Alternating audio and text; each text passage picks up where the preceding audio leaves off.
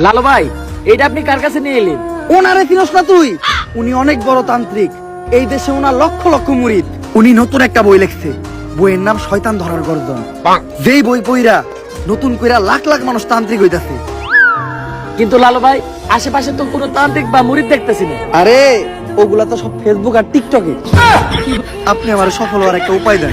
যদি সফল হতে চাও তাহলে আমার লেখা এই বইটি নাও, শয়তান ধরার গর্জন।